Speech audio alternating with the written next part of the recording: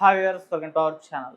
పార్టీలోకి కోవట్లను పంపుతున్నారు, జాగ్రత్తగా ఉండండి అని చెప్పేసి పార్టీ శ్రేణులకైతే చంద్రబాబు నాయుడు గారు ఒక హెచ్చరికలు జారీ చేశారు. మరి నిజంగా కోవట్లను పంపుతున్నారా? ఎవరు పంపుతున్నారు? ఆ కోవట్లు ఎవరు? సో ఇప్పుడు వాళ్ళు ఎంత డ్యామేజ్ చేసే ఛాన్స్ ఉంది? ఇదే అంశం మీద డిస్కస్ చేయడానికి ప్రజెంట్ మనతో పాటు సీనియర్ జర్నలిస్ట్ అరవింద్ కొల్లి గారు ఉన్నారు. వారితో ఒకసారి మాట్లాడి తెలుసుకునే ప్రయత్నం అయితే చేద్దాం. సో నమస్కారం సార్. నమస్తే. సార్, పార్టీ శ్రేణులకైతే మహానాడు సభలో చంద్రబాబు నాయుడు గారు కొన్ని హెచ్చరికలు అయితే చేశారు. అందులో మెయిన్ గా కోవట్లను పంపుతున్నారు మన దగ్గరికి, సో జాగ్రత్తగా ఉండాలని చెప్పేసి చెప్తున్నారు. మరి కోవట్ల కల్చర్ ఏంటి? పంపుతున్నారా నిజంగా? మరి ఎక్కడి నుంచి పంపుతున్నారు? ఎవరు పంపుతున్నారు? మరి వీళ్ళు ఏ స్థాయిలో డ్యామేజ్ చేసే ఛాన్సెస్ ఉన్నాయి సార్? అంటే కోవర్టుల పట్ల అత్యంత జాగ్రత్తగా ఉండాల్సినటువంటి వ్యక్తే పార్టీ శ్రేణులకి జాగ్రత్తగా ఉండండి అని చెప్పారు. అసలు జాగ్రత్తగా ఉండాల్సింది ఆయన కదా. అవును. ఇది మనం సరదాగా లైటర్ వెన్లో మాట్లాడుకుంటే ఇట్లా ఉంది. కానీ కోవర్ట్ల మూలంగా నష్టం జరగటం అనేటటువంటిది తెలుగుదేశం పార్టీకి కొత్త కాదు. తెలుగుదేశం పార్టీ కోవర్టులతోటి అనేక సందర్భాల్లో ఇబ్బంది పడినటువంటి సందర్భం చూసాం, పరిస్థితులు చూసాం. అంటే తెలుగుదేశం పార్టీకి అనుకూలంగా పనిచేస్తూ వేరే పార్టీకి లీన్ అయినటువంటి అండర్స్టాండింగ్ ఉన్నటువంటి అనేక మంది వ్యక్తులను చూసాం. అంటే కొన్ని సందర్భాల్లో కొంతమంది వ్యక్తులు, కొంతమంది నాయకులు, కొంతమంది అంటే కీలకమైన నాయకులు కూడా అధికారిక పార్టీ అంటే మరో పార్టీకి అమ్ముడుపోయారు అనేటటువంటిది బాగా వినిపించింది అన్నమాట. రెండోది, అసలు వీటన్నిటిని పక్కన పెట్టి ఆలోచిస్తే పార్టీ ఫిరాయింపు సంబంధించిన అంశం చూద్దాం. నాకు తెలిసి బహుశా భారతదేశంలో అత్యంత ఎక్కువగా ఫిరాయింపుల మూలంగా నష్టపోయినటువంటి ప్రాంతీయ పార్టీ తెలుగుదేశమే అనుకుంటా.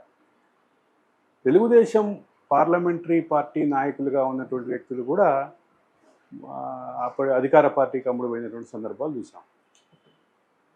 ఫిరాయింపు పార్టీలో ఉన్నటువంటి కీలకమైనటువంటి పొజిషన్స్లో ఉన్నటువంటి నాయకులు పార్లమెంటరీ అంటే పార్లమెంట్ సభ్యులుగా ఉన్నటువంటి వాళ్ళు, తర్వాత పార్టీలో పాలిట్ బ్యూరోలో ఉన్నటువంటి వాళ్ళు కూడా పార్టీ ఫిరాయింపులకి మూలంగా చాలా విపరీతంగా తెలుగుదేశం పార్టీకి నష్టం చేసినటువంటి విషయం వాస్తవం. ఓకే. అయితే ఈ పార్టీ ఫిరాయింపులు ఒక భాగం అయితే కోవర్టులు అనేవాళ్ళు మరొక భాగం. అంటే పార్టీ కోసమే పనిచేస్తున్నట్టుగా, పార్టీ ప్రయోజనాల కోసం పనిచేస్తున్నట్టుగా కనిపిస్తారు, కానీ అంతర్గతంగా వేరే పార్టీతోటి కొల్యూడై ఉంటారు. ఆ కొల్యూడైనటువంటి వ్యక్తులు కొంతమంది ఇన్ఫ్లుయెన్సర్లు, పార్టీ వాయిస్లుగా ఉన్నటువంటి వాళ్ళు, దాంతోపాటు పార్టీకి అనుకూలంగా సోషల్ మీడియాలో ప్రచారం చేసేటటువంటి వ్యక్తులు, వీళ్ళందరూ కూడా వేరే పార్టీతోటి కొల్యూడైనటువంటి పరిస్థితి ఖచ్చితంగా ఇబ్బందికరమైనటువంటి పరిస్థితి. దీని పట్ల చంద్రబాబు నాయుడు ఏదైతే జాగ్రత్త చెప్పారో ఆ జాగ్రత్త ఖచ్చితంగా ఆయన కూడా పాటించి ఆయనకి సమీపంగా రావడానికి కొంతమంది వ్యక్తులు దగ్గరకు రావటం, కానీ అదే క్రమంలో ఉన్నటువంటి పార్టీలో ఉన్నటువంటి వాళ్ళు వేరే పార్టీతోటి కొల్యూడై ఉండటం, కానీ వీటి పట్ల కొంచెం జాగ్రత్తగా ఉండాల్సినటువంటి అవసరం అయితే ఉంది.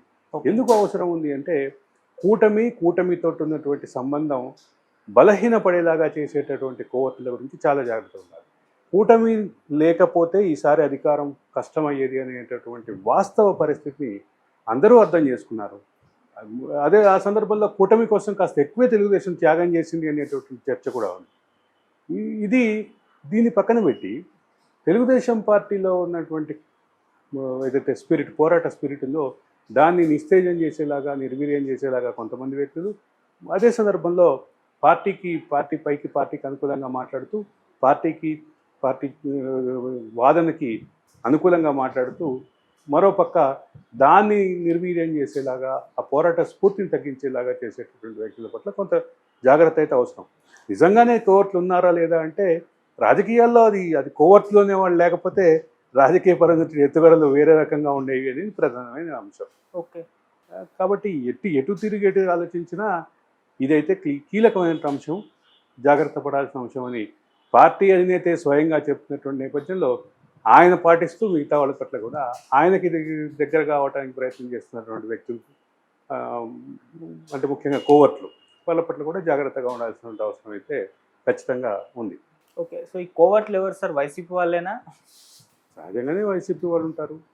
అదే సందర్భంలో మిగతా 3 పార్టీలు మిగతా 2 పార్టీలు ఏవైతే వాళ్ళతోటి సఖ్యత సంబంధాలు కొనసాగించేటటువంటి క్రమంలో దాన్ని దెబ్బకొట్టేటటువంటి శక్తులు కూడా ఉంటారు. దానికి మళ్ళీ ఎవరు ప్రోత్సహిస్తారు అంటే ప్రత్యర్థి పార్టీ ప్రోత్సహిస్తుంది. ప్రత్యర్థి పార్టీ లేదా ప్రత్యర్థి పార్టీలో ఉన్నటువంటి వ్యతిరేక భావం ఉన్నటువంటి వ్యక్తులు లేదా పార్టీని నాశనం చేసే ఉద్దేశం ఉన్న వ్యక్తులే వస్తారు. దానికి సహజంగా వైసీపీ వచ్చేటటువంటి అవకాశం ఉంది, వైసీపీ సపోర్ట్ చేసే అవకాశం ఉంది.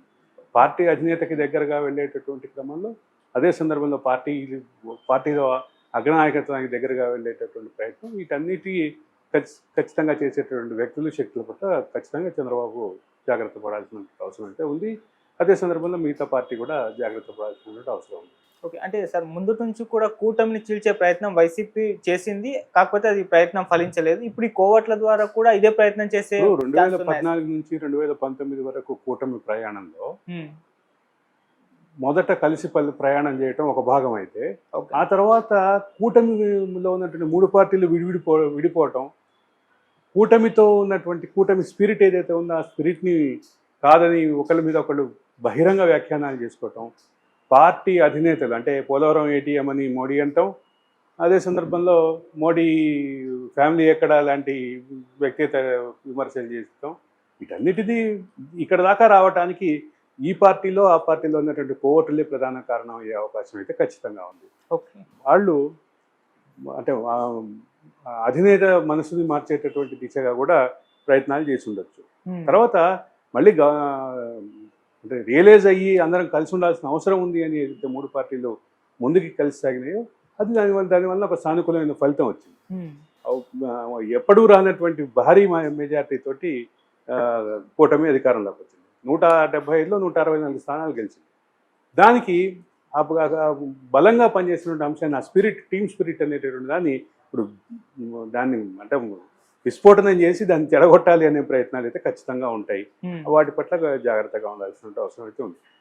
అంటే మెంటాలిటీని, మైండ్ని రాష్ట్ర ప్రజలు ముఖ్యంగా అట్లాగే రాష్ట్ర రాజకీయాల్లో ఉన్నటువంటి ప్రజలు, నాయకులు, కార్యకర్తలు వీళ్ళతో పాటు అధినేతలు, అగ్రనేతల స్థాయిలో కూడా అంటే అభిప్రాయాల్ని మార్చి ఈ కూటమిలో విభేదం సృష్టించాలనే ప్రయత్నాలు చేసేటువంటి వ్యక్తుల పట్ల కూడా జాగ్రత్తగా ఉండాల్సిన అవసరం అయితే ఖచ్చితంగా ఉంది. అది చంద్రబాబు నాయుడు గుర్తించారు. ఆచరణలో కూడా అది ఉంటే బాగుంటుందని భావించాలి. Right sir, thank you so much.